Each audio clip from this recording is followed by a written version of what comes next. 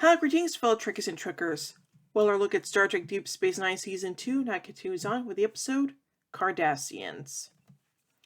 Dr. Bashir sits down as usual. Sorry. Dr. Bashir sits down at his usual table at the Replimat with Garrick, and once again tries to figure out if Garrick is a spy on the station with some thinly veiled language about his clientele. Garrick laughs it off, as he always does. When a Cardassian boy, wearing a Bajoran earring and a skirt of Bajoran man, sits down near them, Garrick cannot resist commenting on it. He goes over to the man and says what a nice boy he has. The boy bites Garrick's hand and shies away. After making sure Garrick's hand is not severely damaged, the doctor reports to Ops and tells the senior staff about the incident. Odo leaves immediately to investigate. Everyone is baffled. The Gul Dukat calls on subspace to ask about the issue. When Commander Benjamin Sisko skeptically asks Dukat how the news reached him so quickly, Dukat quickly changes the subject. He says the boy is one of many of the war orphans left behind when the Cardassians left Bajor at the end of the occupation. He asks Sisko to investigate this incident, since he's trying to get those orphans returned to Cardassia. Sisko agrees. First, Sisko talks to the father, Proka Migdal. He is initially agitated, thinking that Garrick failed to complain and they want to arrest him. When Sisko explains they just want to talk, he relaxes slightly. He wishes that the Cardassians would have paid as much attention to his boy as they want to now. He insists that he adopted Rogal so that Rogal wouldn't have to suffer from the mistakes of others, and that Garrick should have minded his own business. The doctor points out that the boy was terrified of Garrick, and that he was probably raised to hate Cardassians. The father agrees that Rogal hates Cardassians, because the facts alone would and should make him hate Cardassians. He loves his son, just as if he were his own flesh and blood, and considers him a Bajoran. Continuing the investigation, Dr. Pure goes to Quark's and talks to Zolan, a trader who knows the family well. He is evasive, but when the doctor presses him, he explains that he had visited the family a few times when the father was looking for a new job. He tells Bashir that Rogal is being raised in a terrible way, being told every day that he is horrible for being a Cardassian, and that the parents are taking out their revenge against all Cardassians on the boy. When Sisko and Bashir confront Proka, he is outraged, saying he has done nothing.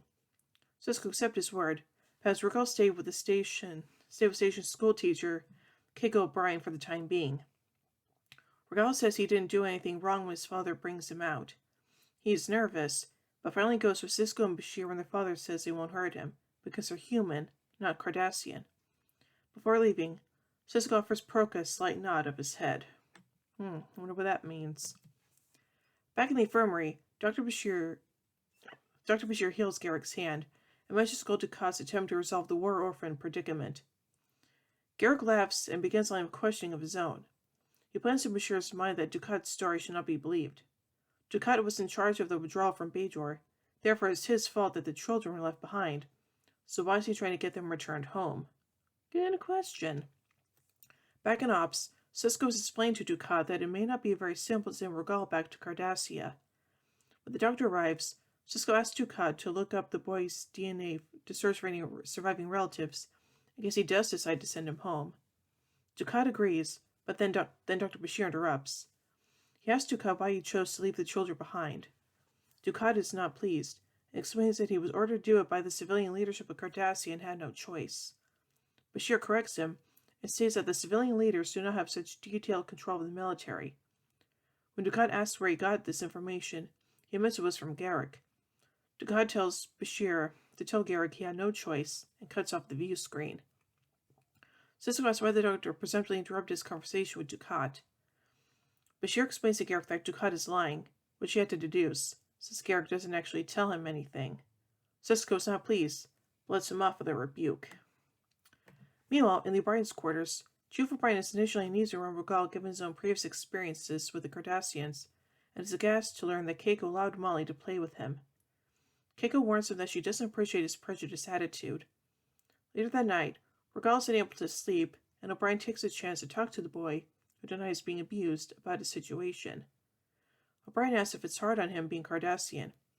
Rogal becomes defensive, saying he was born that way and it isn't his fault. The chief rephrases his question. It's hard to live with people who hate you. Rogal answers that his parents hate other Cardassians, not him, and they have done nothing wrong to him. When he asks what Miles thinks of Cardassians, the chief explains that he can't generalize an opinion about an entire race. He has met Cardassians he didn't like, and Cardassians he did like. Regal doesn't understand how the chief could feel that way, since the Cardassians killed 10 million Bajorans, and wishes he were Bajoran. Interesting. In the middle of the night, Garrick sneaks into Bashir's court and says that they need to go to Bajor now. The doctor wakes Sisko up and tries to explain, not very coherently, that he and Garrick need a runabout right away to go to Bajor for something important, which Garrick won't tell him. At the same time, Ops informs Sisko through the comm that there is a communication for him from Gul Dukat. He informs Sisko that the boy's DNA has identified him as the son of a prominent politician, Kotan Padar, who is still alive, so the boy is actually not an orphan. Padar is heading to the station to reclaim him. Sisko repeats that it's not that simple. The boy wants to go back to Bajor, and he wants him to Cardassia against his will. Padar will have to wait for the investigation to finish. Bashir points out that Garrick's urgency, the traitor who made the accusation of abuse vanishing, and the news about Padar can't be a coincidence, and Garrick must know something. This convinces Sisko to give them the runabout. Garrick and Bashir head down to the Tozat Resettlement Center and offers for Cardassian children and ask about Regal. Dila, the person in charge, says that since Regal's adoption occurred 8 years ago, when the Cardassians were still in charge, she probably doesn't have the information. Garrick responds with the correction that Cardassians always kept meticulous records, and if they will let him use their computer, he might be able to find the file. When she says that the government hasn't had the resources yet to repair her computer system, he offers to fix it himself. After repairing the computer, Garrick downloads all the provincial records into a data clip. This again makes Bashir skeptical that Garrick isn't a spy. The wind is taken out of Garrick's sails, however, when he spots a couple of Cardassians watching him, with Ingro asking if he's there to take them back to Cardassia. Garrick has to regretfully inform them that no, he has not come to take them home. Garrick informs Sela that the computer system is now fully functional before leaving. When they were in orbit, Dr. Bashir gets tired of being strung along. He asks the computer to shut down the runabout's engines and demands that Garrick give him something or they will sit in space till they rot, he says. Garrick explains that Dukat had to leave behind the children, as orphans have no status in Cardassian society. This isn't enough for Bashir, who demands some answers or they will sit there until they rot. With that ultimatum, Garrick plays another round of 20 questions. He helps Bashir put it all together. Padar was one of the most notable civilian leaders at the time, and was involved in the decision to end the occupation and evacuate Bajor. Gul Dukat lost his job as prefect when that happened, so hates Padar, and now, mysteriously, this boy turns up, and Dukat coincidentally finds out that it's Padar's long-lost son. Padar shows up on the station, and Chief O'Brien talks to him before he sees Regal. He explains that the boy hates everything he is, and probably will react well to see him. Padar insists that he is the boy's father, so all of that will change. He explains on his son's 4th birthday, a bomb blew up their house, and the father was convinced he was dead. Families are very important to Cardassians, he says, and he has come here despite the disgrace it will bring him, because there is no excuse for losing a member of his family for that reason. When Regal walks in, he is scared and stunned. He does remember his father's face and wants nothing to do with him, despite his father's pain and explanation of what happened. He says his father deserved his pain and that his son is dead. He will never go back to Cardassia. The next fight is between Padar and Proka. Padar demands that no Bajoran court rule on the custody hearing. After some loud words, Sisko suggests an arbitrator, and both suggest him.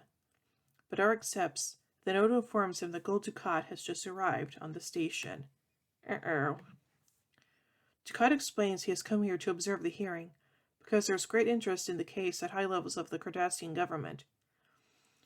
He wants to see Regal reunited with his father. He says the disagreements between him and Padar are not relevant. It is the children who are important. Since Sisko is trying to stall for time to give Bashir and Garrick more time to search the files, he asks Padar to again revisit the events from 8 years ago. The Doctor and Garrick, however, aren't having any luck. Garrick soon realizes it's because Dukat probably purged the file in Regal, since there was something in it he didn't want to see. So he looks for, finds in seconds, the person who created the file, Jamat Lucen. While Sisko asks Regal what he remembers about his adoption and gets nothing, the Doctor and Garrick talk to Jamat. She remembers Regal well, because his case was very unusual. Bajorans usually brought in the Cardassian children from the streets, but Regal was turned in by a female Cardassian military officer who was attached to Tarek Noor and, also unusually, knew his name. Garak helps with the doctor put together last pieces, and they go to the hearing. With Sisko's permission, Bashir asks several questions. He gets O'Brien to reiterate the humiliation Badar is feeling, and when asked, Badar says it will be the end of his career when it is revealed to the people. Not only that, but the timing is very bad, considering there is an inquiry about to begin concerning the Cardassians' involvement in the recent military coup on Bajor. It just so happens that Dukat is one of the key witnesses in that inquiry. Dukat objects and says it is irrelevant. Bashir quickly changes his line of questioning and asks Dukat if he has ever been to the orphanage center where Regal was adopted. He says no. That center, he explains, is located where Badar was living 8 years ago. Regal was brought in by a female Cardassian officer who seemed to know the child. Perhaps she also knew that he wasn't an orphan. When Dukat says he knows nothing about that, Bashir points out that the officer was attached to Tarek Noor, which was Deep Space Nine's original designation under the Cardassians. The question for Dukat was, who was the commanding officer of Tarek Noor 8 years ago? Dukat walks out. He was that commanding officer. Bum bum bum. Badar thanks Sisko for salvaging his political career. Dukat will not make these events public, so this is a stalemate instead of a great loss. With a few words of encouragement from Miles O'Brien, Regal goes with his father, hesitant but willing. When the doctor asks Garak why he helped to defeat Dukat, he is evasive as usual. If you can find all the details, he says, you can put it together yourself. Interesting. So let's look at the background information, so beginning with casting characters. Mark Lama commented, quote, as an actor, when I got the script, I did realize Dukat was being set up to take the blame, but I played him as a man who was being set up, a man who was taking the dive because he had wanted to remove the children, but his orders were to leave them. Bashir actor Alexander Siddig preempted this episode by commenting, quote, the next time Bashir meets Garak, they'll get on better. He's not going to be so freaked out by the fact that he's a spy. He'll still be a little tentative about the fact that he's a Cardassian, however. On the episode, Andrew Robinson commented, quote, the best thing about that was the scene where Garak and Bashir go to Bajor and run into the orphans. We learned a little more about their culture. The children without parents have no status in Cardassian society, so they just abandon them. The fact that Garak was faced with this and realized that there was something very basically wrong about it was great. Kieran Glofton, who plays Jake Sisko, does not appear in this episode. So now on to the production. Director Cliff Bolt defined this episode as being about humanist values. A particular star chart, which had earlier been prominently shown in Remnick's office in the TNG episode Conspiracy, is displayed in the background of the scene where Dukat, Sisko, and Badar are discussing the orphan children. Now to a bit of a apocrypha about this episode. The novel, The Never-Ending Sacrifice, depicts Regal's life after Cardassians. It begins just after the episode ends and continues for 8 years. And now finally on to some continuity surrounding this episode. This is the first time since the pilot that Gul Dukat has visited Deep Space Nine. Dukat had appeared in Duet and The Homecoming in the interim. This episode marks Garak's second appearance. He first appeared in past prologue. This is the first reference to the Cardassian name of Deep Space Nine, Tarek Noor. This is also the first time hostility between Garak and Dukat is hinted at. The reason for this hostility was later explained to a certain degree in the third season episode Civil Defense, where it's revealed that Dukat's father knew Garak and that Dukat tried to have Garak executed. Their antipathy towards each other also plays a part in the fourth-season premiere of The Way of the Warrior. Of the animated use of the Dukat/Garak dichotomy, Ira Stephen Bear stated, quote, it takes a while sometimes. You lay the pipe and then it'll take a year before you do another show where you can use it. This episode revisits O'Brien's prejudice towards Cardassians, first seen in the TNG episode The Wounded. Garak's mechanical skills may be a hint to his past in the Obsidian Order, and a subtle nod to the John Le Carre novel, Tinker Tailor Soldier Spy. Interesting. So overall, I think this is a pretty good episode, and yeah, it is a shame that Regal didn't end up with his Bajoran father, but who knows? Maybe things will be better for him on Cardassia. Maybe, maybe not. Who knows? So there you go. So overall, I gave the episode Cardassians 4 warp cores out of 5. Well, anyway, tune in as we take a look at the next episode, Melora. So until then, live long and prosper, everybody.